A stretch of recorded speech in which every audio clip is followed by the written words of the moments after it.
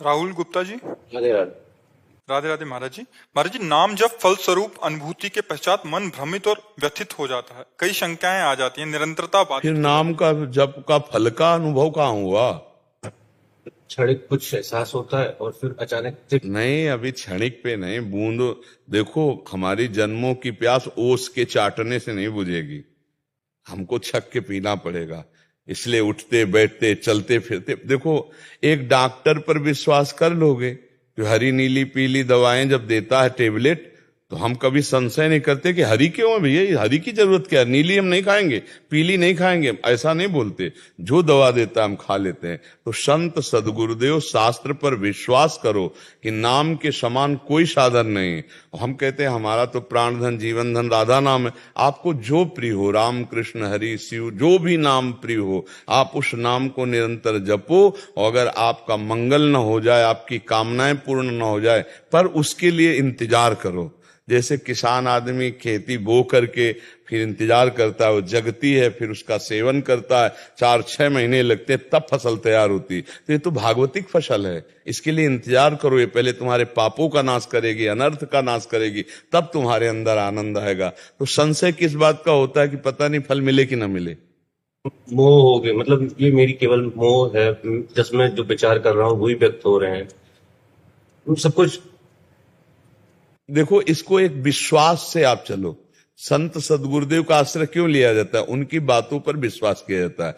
अब जैसे आप वृंदावन आए हो, अब वो कह रहे हैं आपको सेवा कुंज, निधिवन, रंगनाथ जी, अमुक अमुक जगह दर्शन कराएंगे, तो अब आप हर गली के मोड़ पे को कहां लिए जा रहे हो, अरे पता नहीं, तो वो आदमी फिर कहेगा कि जाओ, अच्छा तुम्हें जहां जहां ना जाओ। ऐसे ही जब संत तुम्हें गाइड कर रहे हैं कि तुम नाम जप करो, सब मंगल हो जाएगा, कोई संशय नहीं करना, तो मान लो। आपको उनकी बात पर अगर विश्वास नहीं होगा तो फिर भटकना पड़ेगा। आप शास्त्र हैं, उनका स्वाध्याय करके देखो। सब आज का सत्संग जो सुना हो, तो आज के सत्संग में श्री तुकाराम जी क्या कह रहे थे? सब साधनों का सार मुझे राम कृष्ण हरि, ये गुरुदेव ने दे दिया, नाम दे दिया, इसी से सब कुछ प्राप्त हो गया।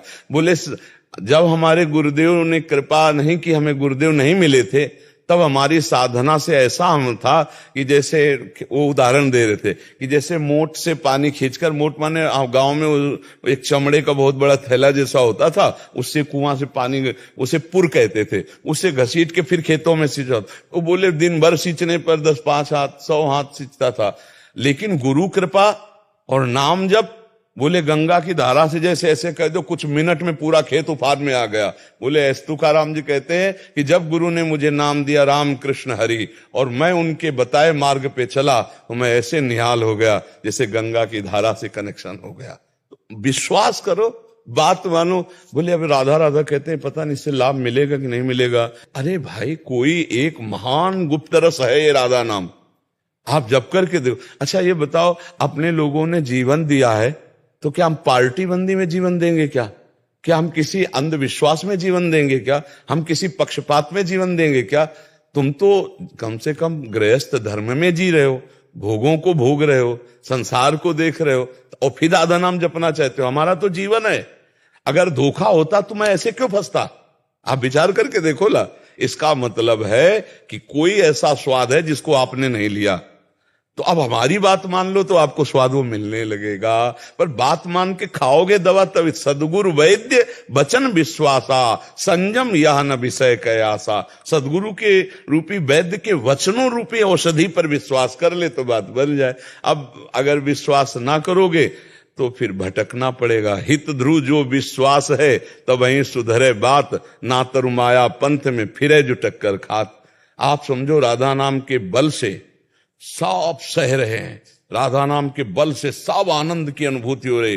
राधा नाम हमारा जीवन, हमारा प्राण, हमारा सर्वस्व है। आप उसको पकड़ लो तो आप फिर खुद देख लोगे, सब कुछ स्वयं हरि जो नाम जप करते हैं वो है राधा लाभ। अब ये कि पता नहीं फल मिलेगा नहीं, थोड़े दिन खा के तो देखो। तो राधा नाम सुधा रसम रसी तुम जिह्वास तुम्हें विह्वला। थोड़ा राधा राधा राधा राधा, अरे यहाँ का पत्ता पत्ता राधा राधा बोलता है। ये ब्रज वृंदावन है, यहाँ तो यहाँ का सर्वस्व राधा राधा राधा।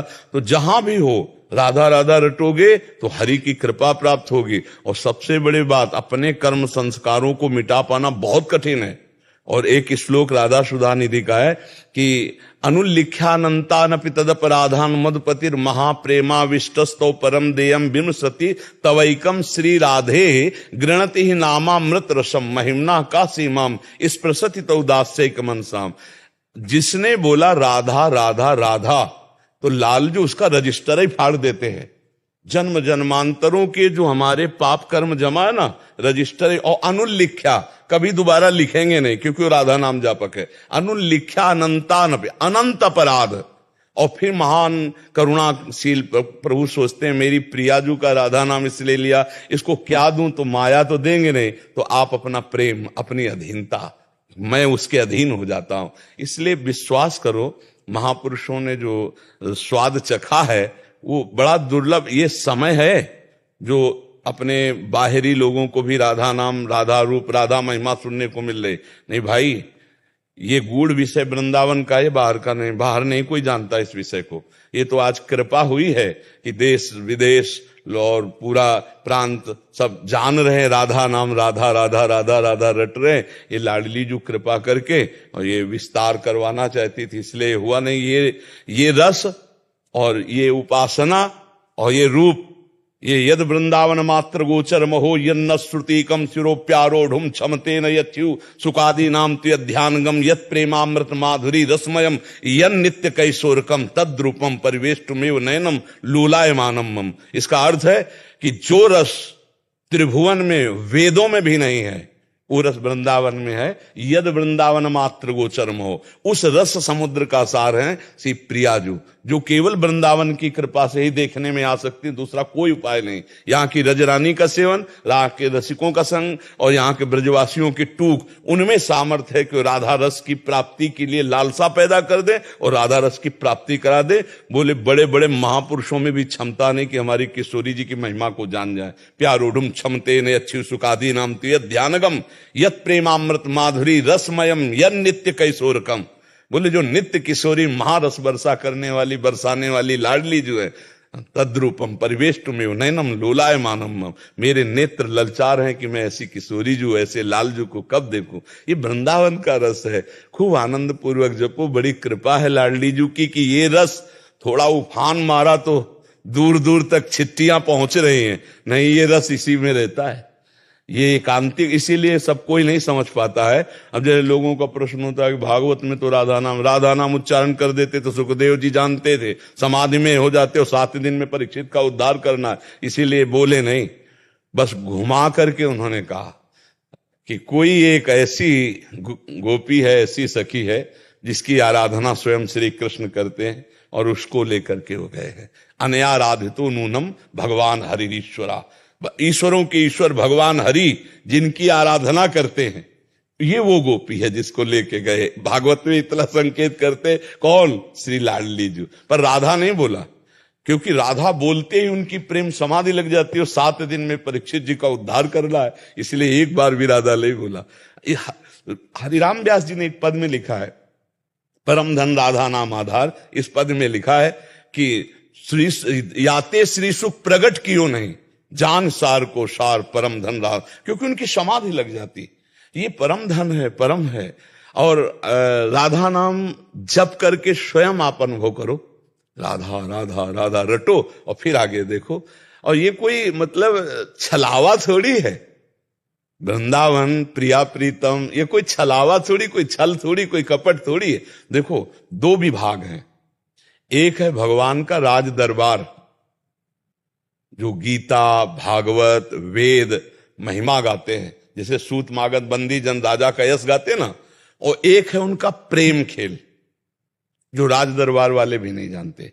वेद भी नेति नेति कहता है। तो हमारे प्रभु का जो प्रताप है, रूप है, गुण है, वय है, बल है, ऐश्वर्य है, ज्ञान है, जितनी महिमा, ये सब राज दरबार की है। लेकिन ये जो वृंदावन महल है, ये प्रेम है, उनका प्रेम खेल है।